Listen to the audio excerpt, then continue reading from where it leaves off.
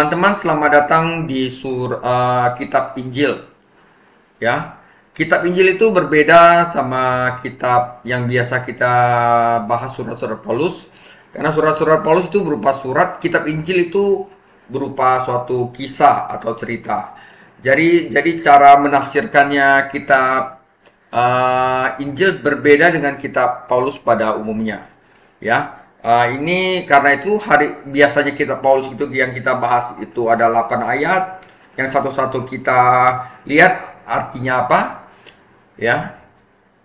Tapi kalau misalnya di Injil hari ini kita akan membaca 45 ayat. Oke. Ini ada lambang sapi atau lembu, itu artinya adalah pelayan. Karena Injil Markus itu dia menitikberatkan bahwa Yesus adalah hamba Allah. Karena itu saya buka dengan judul yang pertama, Yesus, anak Allah dan hamba Allah. Saudara, kalau misalnya ada masalah tentang suara atau apa, kasih tahu saya di tengah-tengah ya saudara ya. Oke? Ya. Injil Markus itu ada 12 topik. Yesus, anak Allah dan hamba Allah. Yang kedua, hadiah istimewa dari Yesus. Yang ketiga adalah kerajaan surga dan hamba Allah. Yang keempat, Tuhan Yesus sang penakluk. Kelima, keseriusan dosa ketidakpercayaan. Ya. Keenam, Tuhan Yesus adalah guru. Ketujuh, 3 rahasia spiritual. 8, 5 pelajaran penting mengenai kebenaran. 9, pelayanan Tuhan Yesus dalam 3 peran berbeda. 10, Tuhan Yesus menyingkapkan masa depan. Yang ke-11, penderitaan Tuhan Yesus. Dan yang terakhir, Tuhan Yesus menyelesaikan pekerjaannya. Oke, saya akan mulai dengan pendahuluan saudara. Saudara, saya sering bertanya-tanya pada diri saya sendiri tentang cara terbaik untuk memenangkan hati orang-orang kepada Yesus Kristus. Apakah melalui ibadah yang besar? Apakah dengan melalui pengajaran Alkitab yang solid? Apakah dengan menghadirkan program-program yang spektakuler? Atau pemberitaan Injil yang berani? Tentu saja saudara, semua elemen 4 itu berperan dalam memenangkan hati orang-orang kepada Kristus. Namun saya bertanya-tanya apakah kita melewatkan sesuatu? Karena ada banyak gereja yang menyediakan semua hal ini saudara. Namun secara statistik, kehadiran gereja di dunia sedang menurun. Dan semakin banyak orang yang beralih ke bentuk spiritualitas lain daripada pribadi dan karya Yesus Kristus. Mungkinkah setidaknya sebagian orang berpaling dari Yesus dan gerejanya karena kita sebagai pengikutnya telah lalai mengembangkan karakter yang Yesus teladankan bagi kita berulang kali? Mungkinkah alasan orang berbondong-bondong datang ke Yesus adalah karena dia mempersonifikasikan karakter yang sangat penting ini? Mungkinkah sifat inilah yang benar-benar menarik perhatian orang? Karena jika dipraktekkan, mau tidak mau, orang akan memperhatikan dan mengaitkan kehadirannya dengan sesuatu yang supranatural. Apa ciri karakter ini, saudara? Apa ciri karakter ini yang bisa membawa orang datang ke Kristus? Selain daripada ibadah yang besar, pengajaran Alkitab yang solid, yang tadi saya bilang tadi. Saudara, pelayanan saudara. Saya percaya bahwa pelayanan dengan pengabdian adalah sifat karakter yang memenangkan hati orang-orang yang mencari iman yang nyata. Dan Yohanes Markus sebagai penulis Injil Markus juga mempercayai hal itu. Karena itu saudara, sepanjang Injil Markus kita akan menemukan karakter sejati Yesus Kristus sebagai seorang hamba saudara. Saudara, ketika Matius menulis kepada pembaca Yahudi dan melukiskan Yesus Kristus sebagai Mesias yang telah lama ditunggu-tunggu, yang datang melalui garis keturunan Daud dan menggenapi janji para nabi perjanjian lama, Markus menulis kepada pembaca Romawi yang tidak terlalu tertarik pada Mesias Yahudi, namun sangat tertarik dalam kisah hamba yang bernama Tuhan Yesus ini. Tidak ada silsilah dalam Injil Markus, karena silsilah seorang hamba tidak terlalu berpengaruh. Kelahiran Yesus tidak disebutkan ketika raja datang untuk menyembah dia dan membawa hadiah berupa emas, kemenyan, dan mur. Karena raja dari jauh tidak memberikan penghormatan pada pelayannya. Dalam Injil Markus tidak disebutkan hak mulia Yesus sebagai raja segala raja. Itu ada di Matius, saudara-saudara, ya. Sebaliknya, fokus Markus adalah pada karakter hamba bernama Yesus ini. Markus menegaskan juga bahwa Yesus pastilah adalah Mesias, Putra Allah, satu-satunya manusia Tuhan, manusia sepenuhnya dan ilahi sepenuhnya yang melakukan mujizat yang hanya didapat dilakukan Tuhan. Tetapi saudara, untuk menekankan keilahian Yesus, Markus mencatat bahwa Yesus mengusir setan, menyembuhkan orang sakit, membuat orang kusta tahir, membuat orang lumpuh berjalan, meredakan badai di laut, menghidupkan kembali seorang gadis muda dari kematian, memberi makan 5.000 orang dengan 5 roti dan 2 ikan, dan berjalan di atas air. Namun bukannya melukiskan gambaran Kristus sebagai raja, tetapi Markus malah melukiskan gambaran Kristus sebagai seorang hamba yang menderita. Markus 8 ayat 31. Yang datang untuk memenangkan hati dan menembus kehidupan manusia melalui tindakan pelayanannya yang penuh kasih sebagai dia yang menyerahkan nyawanya di kayu salib untuk membayar harga dosa mereka.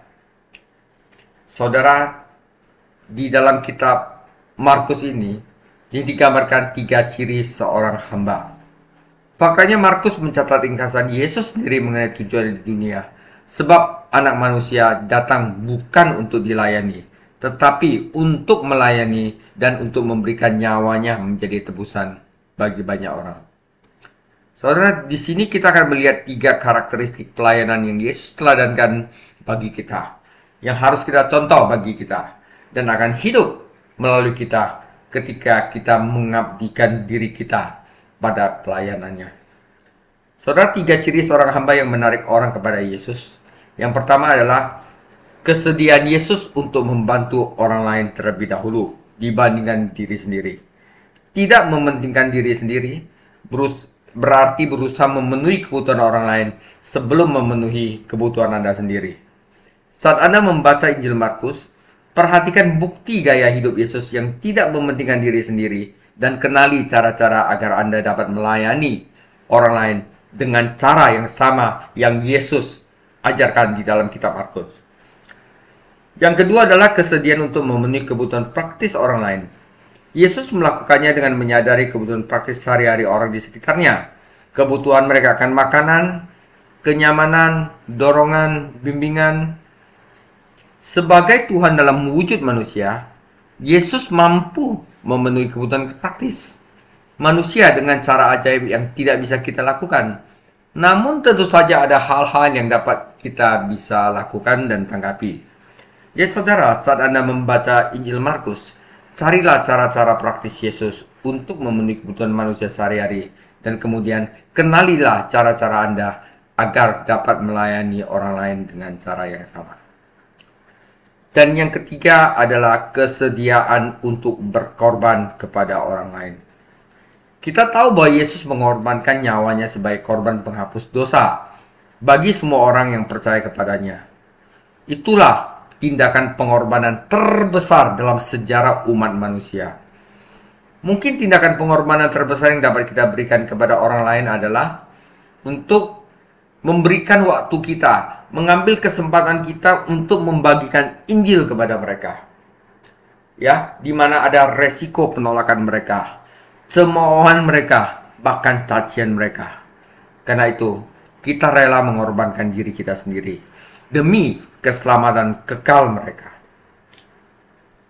Saudara, Yesus adalah hamba yang menderita.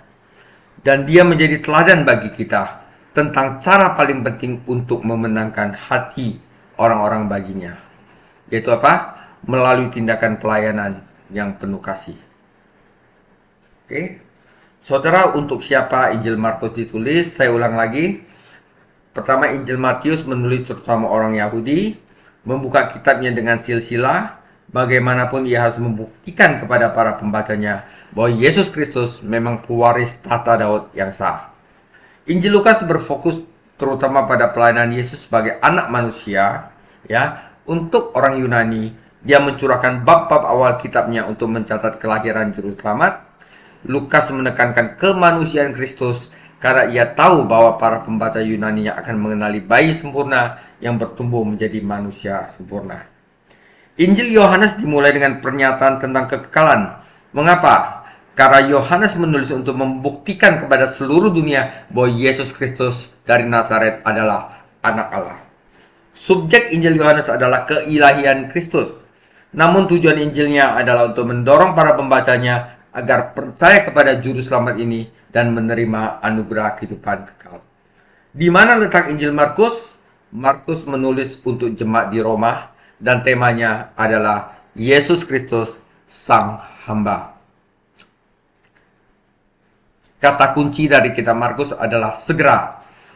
Jika kita harus memilih ayat kunci dalam Injil ini, maka itu adalah Markus 10 ayat 45. Itu sebab anak manusia datang bukan untuk dilayani, melainkan untuk melayani dan memberikan nyawanya menjadi tebusan bagi banyak orang. Fakta bahwa Markus menulis dengan mempertimbangkan orang Romawi membantu kita memahami gaya dan pendekatannya. Penekanan dalam Injil ini adalah pada aktivitas, pada tindakan, pada pelayanan. Markus menggambarkan Yesus ketika dia sibuk berpindah dari satu tempat ke tempat lain, memenuhi kebutuhan orang di tempat ini, memenuhi kebutuhan orang di tempat lain. Karena itu salah satu kata favorit Markus adalah segera. Dia menggunakan 41 kali. Di sini Markus tidak mencatat banyak khotbah Tuhan Yesus karena penekanannya adalah pada apa yang Yesus lakukan, bukan pada apa yang Yesus katakan.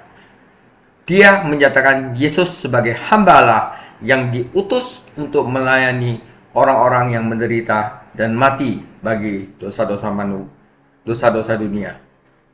Markus tidak memberi kita penjelasan tentang kelahiran Tuhan kita. Ia juga tidak mencatat silsilah yang tidak diperlukan sehubungan dengan seorang hamba. Oleh karena itu, saudara, ini baru mulai fakta penting tentang Yesus, hamba Allah, yang akan ditulis di dalam Markus 1. Jadi dalam bab pembuka ini, Markus membagikan 3 fakta penting tentang Tuhan Yesus, hamba Allah. Pertama adalah identitas hamba Allah.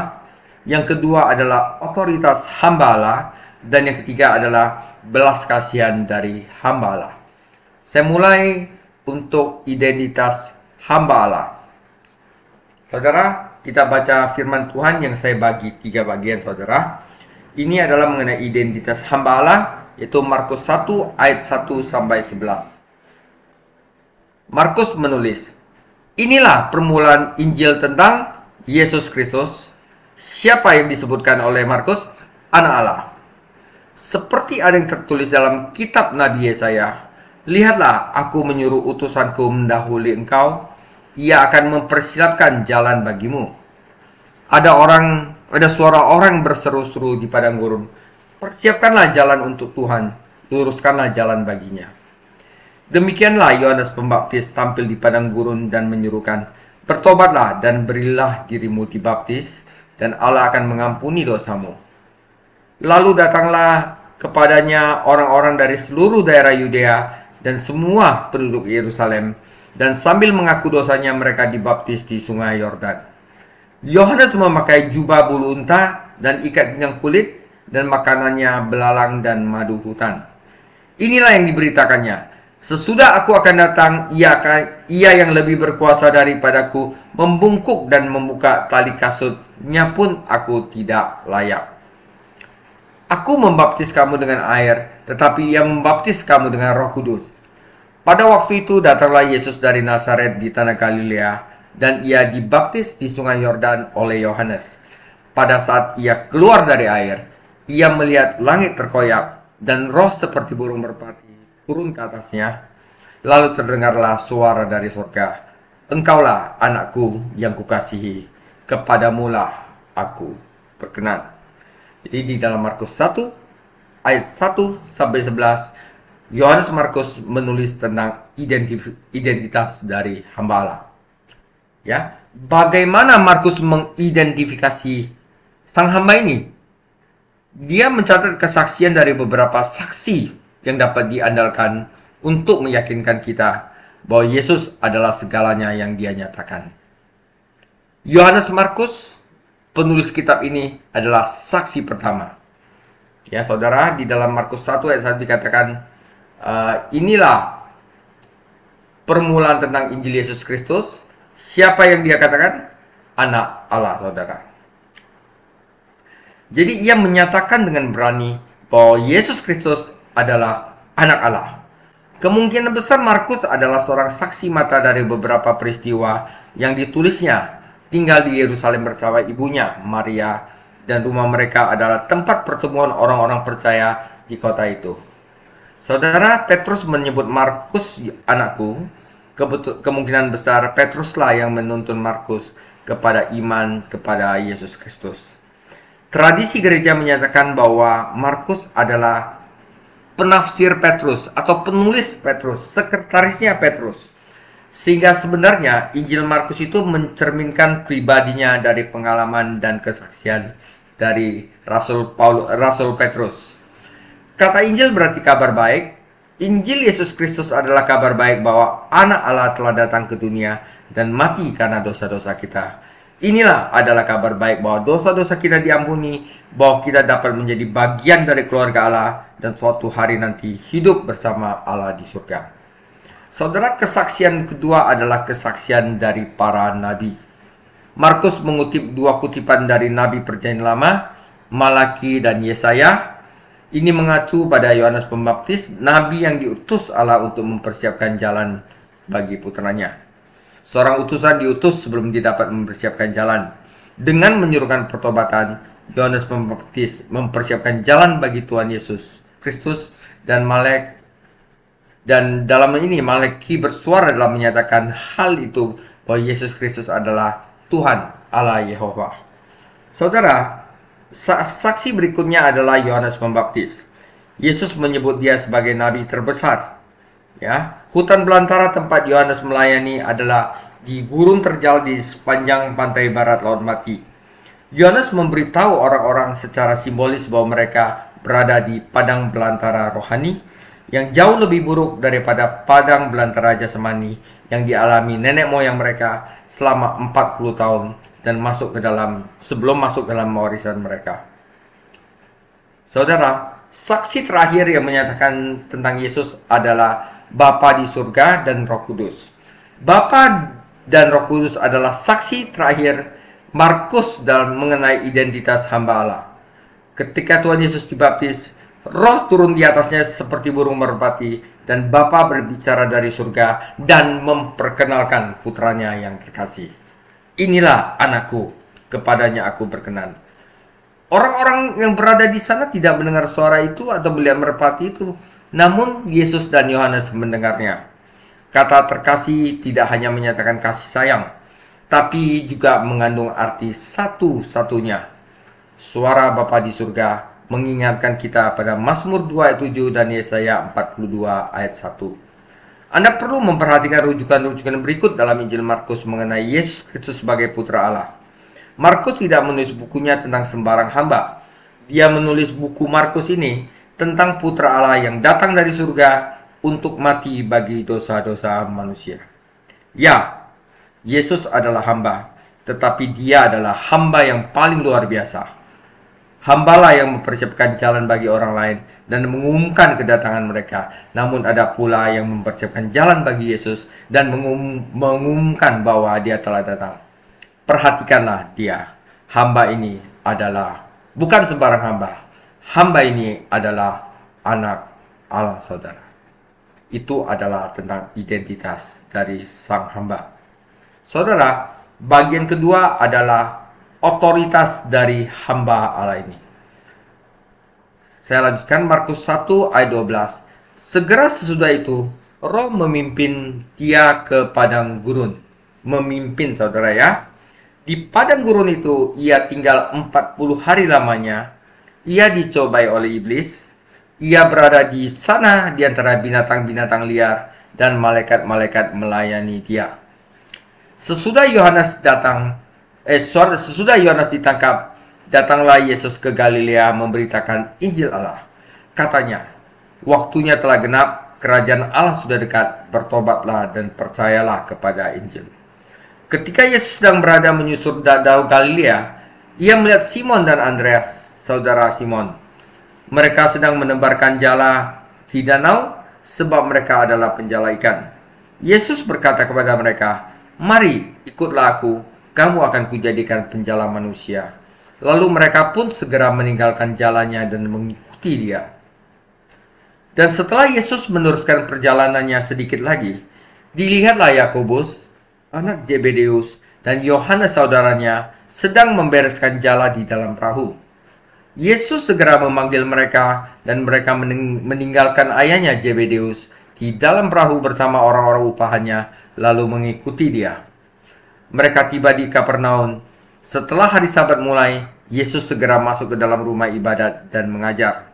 Mereka takjub mendengar pengajarannya, sebab ia mengajar mereka sebagai orang yang berotoritas, yang berkuasa, tidak seperti ahli-ahli Taurat.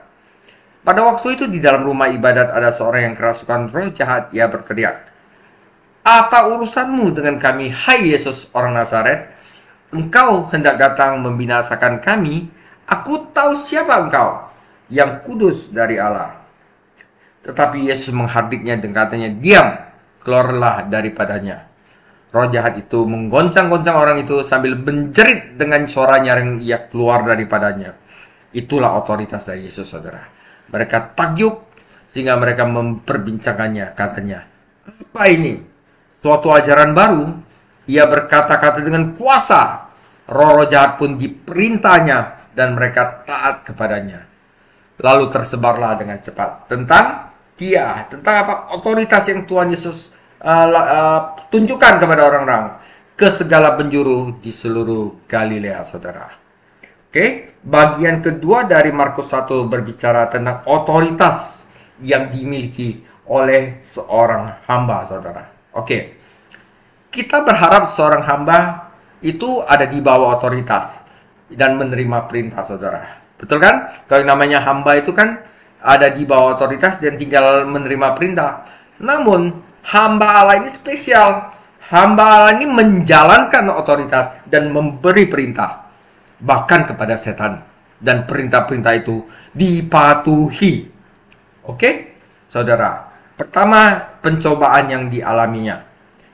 Markus tidak memberikan penjelasan lengkap mengenai pencobaan seperti yang dilakukan Matius dan Lukas. Namun Markus menambahkan beberapa rincian yang jelas yang dihilangkan oleh lainnya, yaitu roh memimpin. Memimpin maksudnya itu menghardik dia, mengusir dia ke padang gurun. Markus menggunakan kata yang kuat ini sebanyak 11 kali untuk menggambarkan pengusiran setan. Bukan berarti Tuhan Yesus tidak mau atau takut menghadapi setan. Sebaliknya, inilah cara Markus menunjukkan intensitas pengalaman tersebut. Tidak ada waktu yang dihabiskan untuk menikmati kemuliaan surga, suara surgawi, atau kehadiran sang hamba. Mempunyai tugas yang harus dilakukan dan dia segera melakukannya. Dalam bentuk singkatnya, Markus menyajikan kepada kita dua gambaran simbolis, yaitu 40 hari Tuhan Yesus ada di padang gurun, mengingatkan kita akan 40 tahun Israel di padang gurun. Israel gagal, Yesus tidak gagal. Ya, ketika Israel gagal ketika mereka diuji, namun Tuhan kita berhasil dengan kemenangan. Setelah menang atas musuh, Yesus mampu sekarang keluar dan memanggil suatu bangsa baru yang akan masuk ke dalam warisan rohani mereka. Karena nama Yesus adalah bentuk Yunani dari Yosua, kita dapat melihat bersamanya. Oke? Gambaran kedua adalah tentang Adam yang terakhir. Adam yang pertama diuji di taman yang indah, di Taman Eden, tetapi gagal.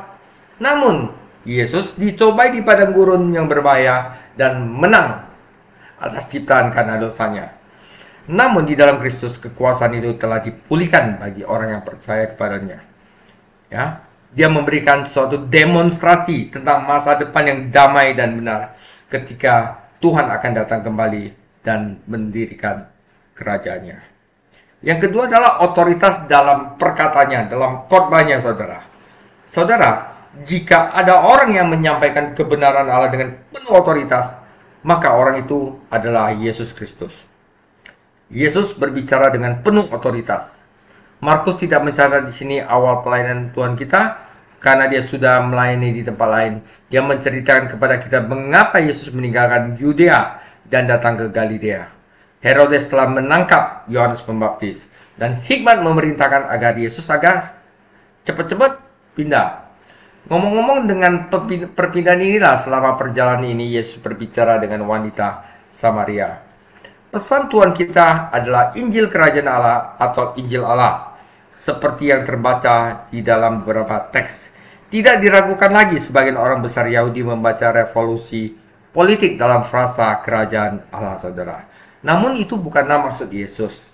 Kerajaannya itu tidak ada hubungannya dengan pemerintahan saat ini dalam kehidupan umat manusia.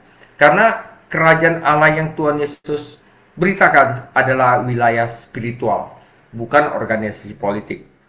Jadi saudara, satu-satunya cara untuk memasuki kerajaan Allah adalah dengan mempercayai Injil dan dilahirkan kembali. Injil disebut Injil Allah karena Injil itu berasal dari Allah dan membawa kita kepada Allah. Injil ini adalah Injil kerajaan karena iman kepada Juru Selamat membawa Anda ke dalam kerajaannya. Karena dia adalah intinya, tanpa kehidupan, kematian, dan kebangkitannya, tidak ada kabar baik tanpa Injil. Hanya ada satu Injil, dan Injil itu hanya berpusat pada apa yang Yesus Kristus lakukan bagi kita di kayu salib. Yesus berkhotbah bahwa manusia harus bertobat. Bertobat dalam arti ini adalah perubahan pikiran, saudara. Kalau pikiran keras melulu itu belum bertobat, saudara. Ya, percaya dan mempercayai janji keselamatannya. Pertobatan tanpa iman dapat menjadi penyesalan, dan penyesalan dapat menghancurkan orang-orang yang memikul beban besar bersalah. Karena Yesus berkhotbah dengan otoritas, dia mampu memanggil orang-orang dari pekerjaan sehari-harinya, saudara, ya, dan menjadikan mereka murid-muridnya. Seorang nelayan, Yesus berkhotbah tanpa dia mikir apa, dia ikut Yesus. Itu otoritas, saudara. Siapa lagi yang dapat meninggalkan jalan mereka dan mengikutinya, saudara? Siapa lagi yang dapat mengganggu pekerjaannya? 4 nelayan menantang mereka untuk meninggalkan jalan mereka dan mengikutinya. Beberapa bulan sebelumnya, Yesus telah bertemu dengan Petrus, Andreas, Yakobus, dan Yohanes, dan mereka telah mempercayai dia. Ini bukanlah panggilan awal mereka untuk beriman dan keselamatan. Ini adalah panggilan awal untuk menjadi murid. Fakta bahwa Zebedeus, ayah dari Yohanes dan Yakobus, telah menyewa pelayan menunjukkan bahwa bisnis penangkapan ikannya itu bukannya bisnis yang lagi turun, saudara, ya, tetapi bisnis pelayanannya yang meningkat, bahwa dia adalah orang kaya yang tidak mengayomi ayah mereka ketika mereka mengindahkan panggilan Kristus.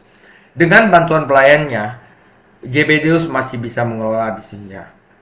Yesus tidak menciptakan istilah penjala manusia.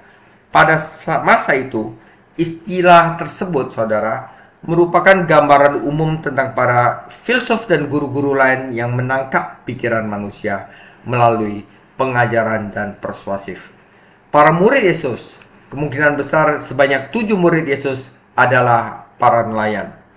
Tentunya sifat-sifat baik dari para nelayan yang sukses akan membuat mereka berhasil dalam pelayanan yang sulit untuk memenangkan jiwa-jiwa yang terhilang. Yaitu adalah untuk pelayanan untuk memenangkan jiwa, Anda perlu yang namanya keberanian, saudara. Anda harus mempunyai kemampuan untuk bekerja sama, kesabaran, energi, stamina, keyakinan, dan keuletan. Nelayan profesional tidak boleh menyerah atau mengeluh. Saudara, Yesus tidak hanya melayani di udara-udara terbuka, di jalan-jalan, tetapi juga di sinagoga-sinagoga. Sinagoga-sinagoga Yahudi berkembang pada masa pengasingan bangsa itu ketika orang-orang berada di Babilonia setelah bait suci dihancurkan. Sinagoga bukanlah tempat pengorbanan, yang dilakukan hanya di bait suci, melainkan tempat membaca kitab suci, tempat berdoa, tempat menyembah Tuhan, dan sebuah dewan penatua yang dipimpin oleh seorang penguasa. Merupakan kebiasaan untuk meminta para rabi yang berkunjung untuk membaca kitab suci dan mengajar. Itu letaknya bukan di bait suci, letaknya itu di sinagoga, saudara, yang menjelaskan mengapa Yesus memiliki kebebasan untuk melayani di sinagoga juga, dan Yesus memanfaatkan hak istimewa ini. Nah, saudara, Tuhan Yesus telah mendirikan markasnya di Kapernaum, mungkin di atau dekat rumah Petrus dan Andreas. Anda mungkin melihat sisa-sisa sinagoga di Kapernaum ketika Anda mengunjungi tanah suci. Namun itu bukan satu-satunya di mana Yesus beribadah. Orang-orang berkumpul untuk beribadah pada hari Sabat, juga pada hari Senin dan Kamis. Sebagai seorang Yahudi setia, Yesus juga menghormati hari Sabat dengan pergi ke sinagoga. Dan ketika dia mengajarkan firman, orang-orang itu takjub akan otoritasnya, saudara. Anda akan menemukan saat Anda membaca Injil Markus bahwa dia senang mencatat tanggapan emosional orang-orang. Dia suka sama respon orang-orang, saudara, saat dia itu membaca. Ya, jemaat di sinagoga terkejut atas pengajarannya atau kagum atas kuasa penyembuhannya. Tentu saja tidak ada yang monoton dalam narasi ini. Saudara, otoritas terakhir dari seorang hamba ada di dalam perintahnya, saudara, di mana setan pun taat, saudara. Kita bertanya-tanya berapa banyak kebaktian di sinagoga yang dihadiri orang-orang tersebut, ya, tanpa mengungkapkan bahwa ia kerasukan setan. Namun juga dia memerintahkan setan itu untuk tetap merahasiakan identitasnya dan menjauh dari manusia tersebut. Juru selamat tidak menginginkan, juga tidak memerlukan bantuan setan atau pasukannya untuk memberitahu orang-orang siapa dia. Ya, setan itu tentu saja tahu persis siapa Yesus, bahwa dia tidak mempunyai kesamaan apapun dengan kemanusiaan Kristus dan juga keilahiannya. Ya, jadi kita harus lihat setan itu waktu dia terkejut melihat Yesus, dia katakan apa? Saya tahu engkau adalah Yesus dari Nazaret. Ini menyatakan bahwa Yesus, kemanusiaan Yesus yang kudus dari Allah, juga menyatakan keilahiannya, saudara. Ya, ia juga mengakui ketakutan yang besar bahwa Yesus akan menghakiminya dan mengirimkannya ke dalam lubang kubur. Ya, saudara, setan juga takut itu. Dalam pertemuan keagamaan, mampu mengetahui siapa Yesus dan bahkan gemetar karena takut akan penghakiman, namun tersesat. Nah, Yesus berkata di sini, diamlah. Secara harafiah berarti beranguslah. Yesus menggunakan kata yang sama ketika dia menenangkan badai. Ya, suruh keluar dari pria itu. Jadi saudara, orang-orang di sinagoga takjub dan takut. Mereka menyadari bahwa ada sesuatu yang baru yang muncul. Berbeda sama rabi-rabi yang mengajar di sinagoga-sinagoga. Yang ini mempunyai suatu kuasa baru, mempunyai suatu otoritas baru, sebuah doktrin baru dan kuasa baru. Saudara, perkataan dan perbuatan Tuhan Yesus harus sejalan. Orang-orang selalu membicarakan keduanya. Apa yang Yesus katakan dan apa yang Yesus perbuat harus sinkron. Dan ketenaran Tuhan Yesus mulai menyebar. Tuhan kita tidak suka pamer, saudara. Tidak mendorong kehebohan publik. Karena, saudara, hal ini akan menimbulkan masalah baik bagi orang-orang Yahudi maupun orang-orang Romawi yang ingin mengikutinya hanya karena kuasa penyembuhan mereka. Ya. Dan orang-orang Romawi akan mengira dia adalah seorang pemberontak Yahudi yang mencoba menggulingkan pemerintah. Hal ini menjelaskan mengapa setelah Yesus melakukan mukjizat, Yesus suka bilang, kamu diam, jangan kasih tahu siapa. Ya, fakta bahwa mereka tidak taat menimbulkan masalah baginya. Saudara, jadi sudah diberitahu bahwa Injil Markus telah memberitahukan identitas dari Tuhan Yesus dengan 4 kesaksian orang dan juga menulis bahwa Yesus melakukan pelayanannya dengan penuh kuasa. Dia tidak bisa dicobai, ya. Perkataannya penuh kuasa dan perintahnya bahkan setan pun taat kepadanya. siapa dia? Dia itu anak-anak Allah. Tapi walaupun dia adalah anak Allah, mempunyai otoritas seperti itu, tetapi dia adalah hamba Allah yang penuh belas kasihan. Disinilah Markus 1 ayat 29 sampai 45. Sekeluarnya dari rumah ibadat itu, Yesus dengan Yakobus dan Yohanes pergi ke rumah Simon dan Andreas. Ibu mertua Simon terbaring karena sakit demam. Mereka segera memberitahukan keadaannya kepada Yesus. Ia pergi ke tempat perempuan itu dan sambil memegang tangannya ia membangunkan dia, lalu lenyaplah demamnya. Kemudian perempuan itu melayani mereka. Menjelang malam, sesudah matahari terbenam, dibawalah kepada Yesus semua orang menderita sakit dan kerasukan setan. Maka berkerumunlah seluruh penduduk kota itu di depan pintu. Ia menyembuhkan banyak orang yang menderita bermacam-macam penyakit dan mengusir banyak setan. Ia tidak memperbolehkan setan-setan itu berbicara, sebab setan-setan itu mengenal dia. Pagi-pagi benar, waktu hari masih gelap, ia bangun dan pergi keluar. Ia pergi ke tempat sunyi dan berdoa di sana. Tetapi Simon dan kawan-kawannya menyusul dia. Waktu menemukan dia, mereka berkata, "Semua orang mencari engkau." Jawabnya, "Marilah kita pergi ke tempat lain, ke kota-kota yang berdekatan, supaya di sana juga aku memberitakan Injil, karena untuk itu aku telah datang." Lalu pergilah ia ke seluruh Galilea dan memberitakan Injil dalam rumah-rumah ibadat mereka dan mengusir setan-setan. Seorang yang sakit kusta datang kepada Yesus. Sambil berlutut di hadapannya ia memohon bantuannya, katanya, "Kalau engkau mau, engkau dapat mentahirkan aku." Maka tergeraklah hatinya oleh belas kasihan. Lalu ia mengulurkan tangannya menjamah orang itu dan berkata kepadanya, "Aku mau, jadilah engkau tahir." Seketika itu juga lenyaplah penyakit kusta orang itu dan ia menjadi tahir.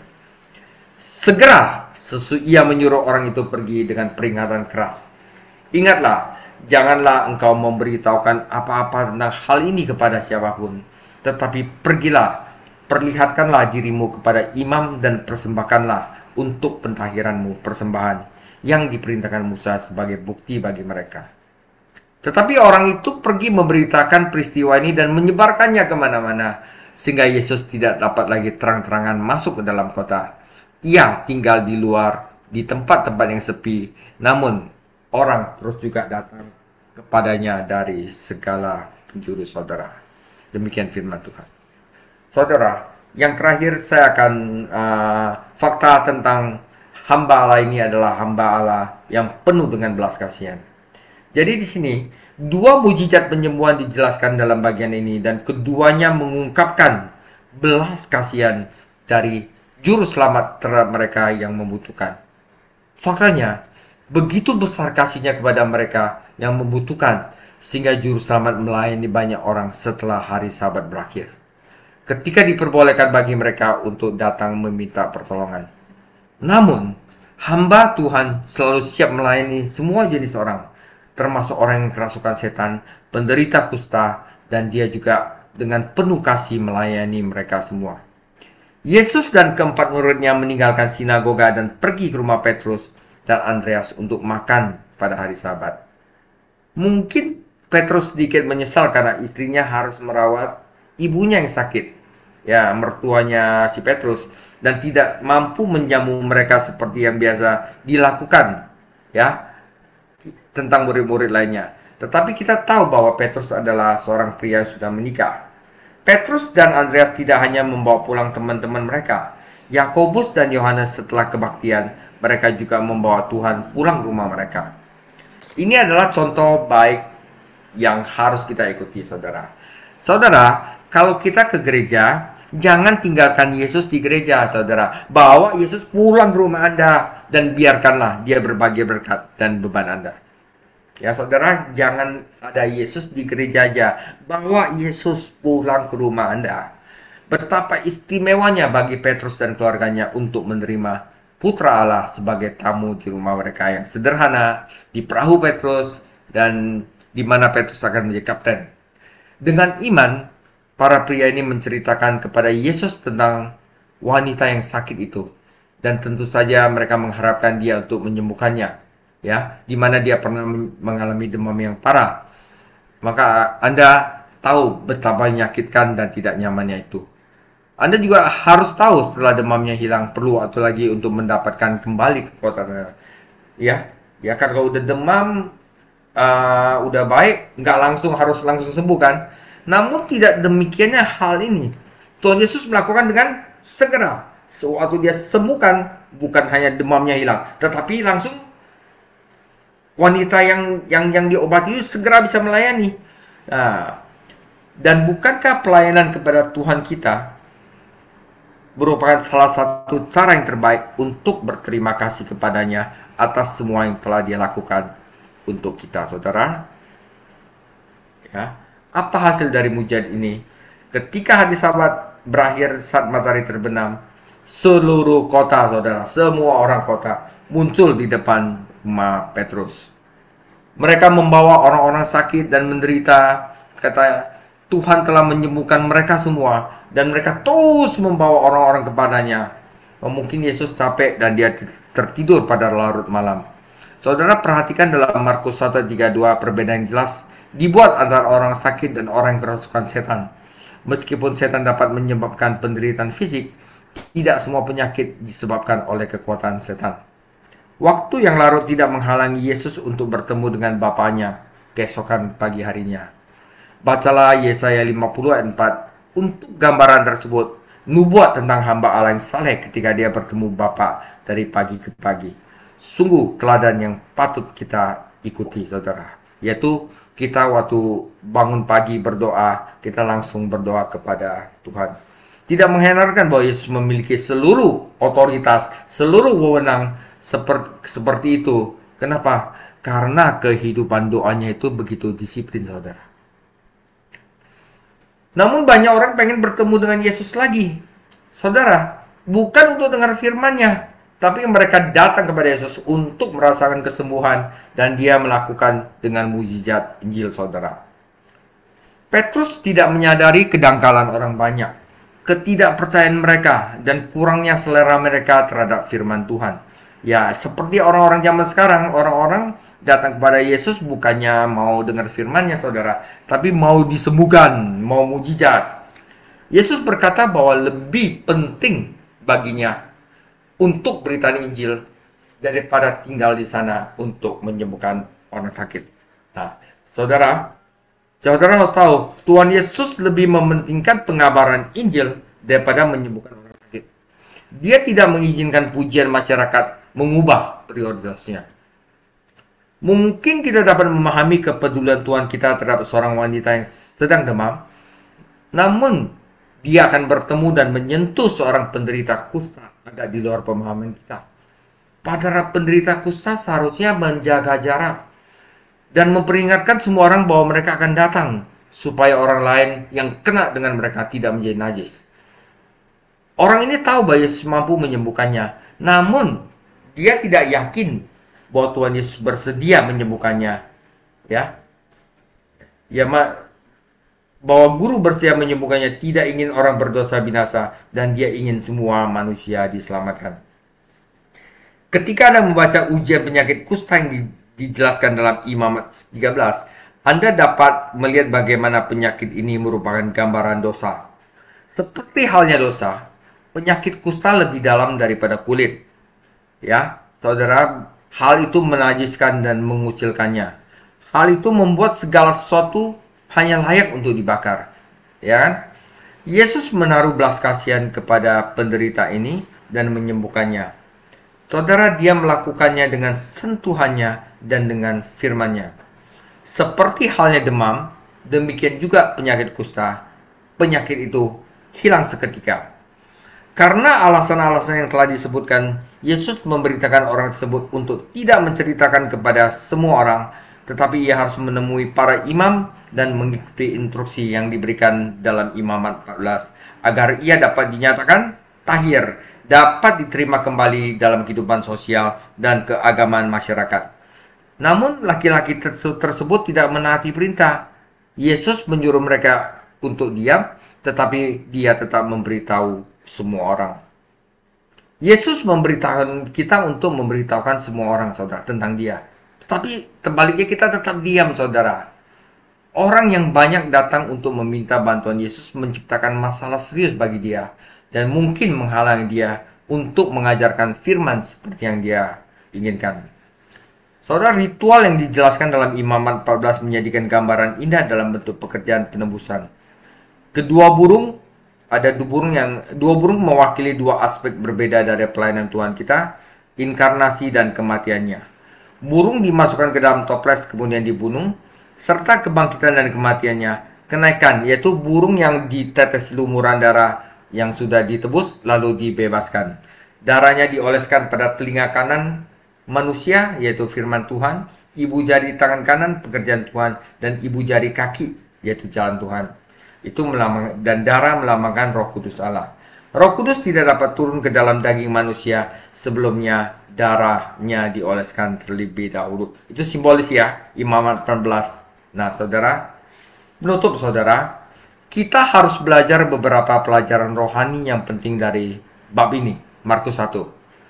Pertama, jika seorang anak Allah tertinggi datang sebagai seorang hamba, maka saudara, menjadi seorang hamba adalah panggilan tertinggi dari semua panggilan kita. Sekali lagi saudara, apa yang menjadi panggilan tertinggi dari panggilan kita? Menjadi hamba. Kenapa? Karena anak Allah sendiri datang sebagai seorang hamba. Ya. Kedua, Tuhan membagikan otoritasnya kepada hamba-hambanya. Hanya mereka yang berada di bawah otoritas, yaitu otoritas firman Tuhan, yang takut kepada firman Tuhan, yang berhak menjalani otoritas. Saudara, yang terakhir, yang ketiga, jika Anda ingin menjadi seorang hamba, pastikan Anda memiliki belas kasihan. Karena orang-orang yang akan datang kepada Anda akan meminta bantuan dan jarang bertanya apakah itu nyaman. Oke? Saudara, namun saudara, jika Anda ingin menjadi seorang hamba seperti Yesus Kristus menjadi seorang hamba, ya, kita akan mengalami betapa istimewanya untuk mengikuti jejak Yesus Kristus dan memenuhi kebutuhan orang lain dengan menjadi salah satu hamba Allah yang penuh belas kasihan, bukan menjadi hamba Allah yang mementingkan diri sendiri. Oke, saudara, demikian storytelling saya tentang Markus 1. Tuhan Yesus memberkati. Kita lanjut kisah kita pada Markus 2 sampai 3 ayat 12, yaitu hadiah istimewa yang Tuhan Yesus berikan. Tuhan Yesus memberkati.